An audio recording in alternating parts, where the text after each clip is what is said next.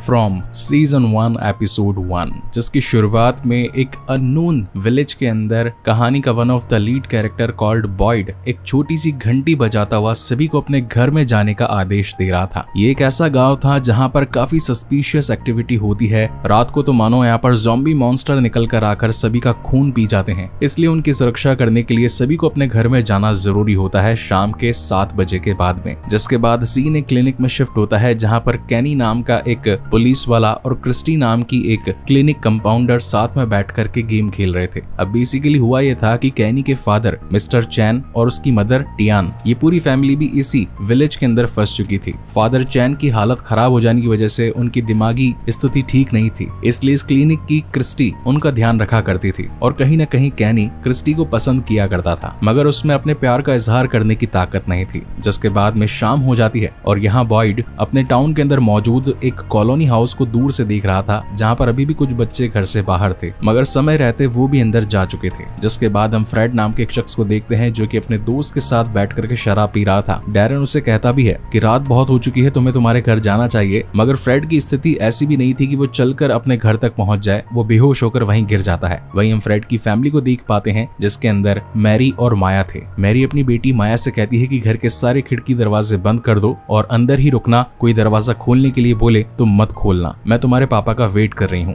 जैसे ही माया घर के अंदर घुसती है तो उसे खिड़की पर एक अननोन एंटिटी दिखाई पड़ती है। ये इस वक्त उसकी दादी का रूप बना करके आई थी और वो माया से कहती है कि बेटा मैं यहाँ पर अकेली हूँ और तुम तो मेरी पोती हो, तुम्हें तो मेरी मदद करनी ही चाहिए, खिड़की खोल दो, मैं अंदर आ जाऊंगी क्योंकि बाहर बहुत ज्यादा सर्दी है। अब जब तक मैरी वहां पर पहुंचती तब तक माया ने खिड़की खोल दी थी और तभी एक वैशी मॉन्स्टर आकर इन दोनों को ही जान से मार डालता है। जिसके बाद सीन नेक्स्ट मॉर्निंग शिफ्ट होता है। यहाँ पर हम एक ट्रेलर के अंदर एक पूरे परिवार को देख पाते हैं जिनके अंदर होते हैं जिम, टेबिथा, इनकी बड़ी बेटी जूली और छोटा बेटा ईथन। ये लोग रास्ते में मस्ती मजाक करते हुए बस आगे जा ही रहे थे। इन बिटवीन सीन शिफ्ट होता है इस टाउन में जहाँ पर नशे की हालत से उठकर जब फ्रेड अपने घर पर आता है तो उसके घर के बाहर लोगों का काफी सारा जमावड़ा था जो कि आकर कहते हैं कि क्या तुमने ध्यान नहीं दिया कि कल रात को क्या हुआ। यहाँ पर बॉयड जो कि बहुत ज्यादा गुस्से में था वो खींचकर फ्रेड में 2 चांटे जड़ देता है और कहता है कि ये सब कुछ तुम्हारी वजह से हुआ है। पिछले 3 महीनों में इस टाउन में एक भी हादसा नहीं हुआ था, मगर कल तुम्हारी गलती की वजह से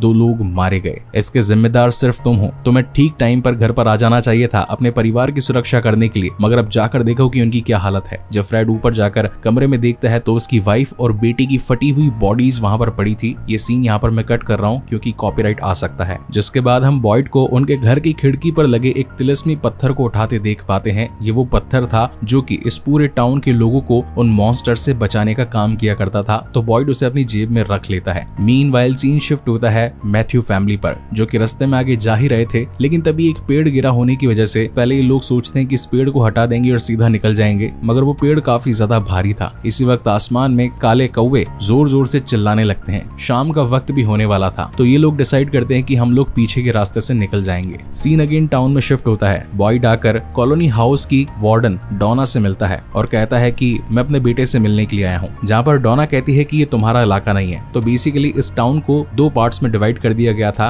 एक कॉलोनी हाउस जिसे कि डोना लीड किया करती थी, वहीं टाउन के बाकी के लोग जिन्हें की बॉयड संभाला करता था। मगर बॉयड का बेटा एलिस जो कि अपने पिता के साथ ना रहकर कॉलोनी हाउस में रहता था, इसलिए आज बॉयड उससे मिलने के लिए आया था। यहाँ पर इस वक्त एलिस अपनी ही गर्लफ्रेंड फातिमा की एक सेक्सी पेंटिंग बना रहा था। जब उसके फादर अंदर आते हैं तो फातिमा बाहर चली जाती है और वो अपने बेटे से बात करते हैं और बताते हैं कि कल शहर में एक बहुत बड़ा हादसा हुआ है। फ्रेड की फैमिली को मॉन्स्टर ने जान से मार दिया। आज उन्हें श्रद्धांजलि देने का वक्त है, मैं चाहता हूँ कि तुम भी वहाँ पर आओ। जिस पर एलिस कहता है कि ठीक है, मैं सोच कर बताऊंगा। यहाँ पर हम मैथ्यू फैमिली को देख पाते हैं जो कि पीछे के रास्ते से निकलने की वजह से गलती से इसी टाउन में पहुंच जाती है, जहाँ का नजारा खौफनाक था। सारे घर टूटे हुए थे, बाकी जितनी भी गाड़ियां पड़ी थी उनके टायर्स पंचर थे। वहीं इस टाउन के लोग सभी फ्रेड की फैमिली को श्रद्धांजलि देने के लिए खड़े थे। मैथ्यू की फैमिली जब इन्हें दूर से देखती है तो इनसे बात करने के लिए आगे आती है, जहाँ पर बॉयड कहता है कि कोई भी अभी इन्हें कुछ नहीं बताएगा वरना ये लोग घबरा जाएंगे। बॉयड फिर इनसे बात करने के लिए इनके पास आता है। जिम कहता है कि हम रास्ता भटक चुके हैं, क्या आप हमें यहाँ से बाहर जाने के लिए कोई दूसरा रास्ता बता सकते हैं। जहाँ पर बॉयड कहता है कि हाँ, बस यहाँ से सीधे निकल जाइए और ये रोड आपको मेन रोड से कनेक्ट कर देगी, जहाँ से आप अपनी मंजिल तक पहुंच सकते हैं। जिम बिना किसी देरी किए सीधा अपनी गाड़ी में बैठकर आगे की ओर निकल जाता है, मगर कई बार आगे के रास्ते पकड़े हुए जाने पर भी ये लोग वापस से दोबारा उसी टाउन में लौट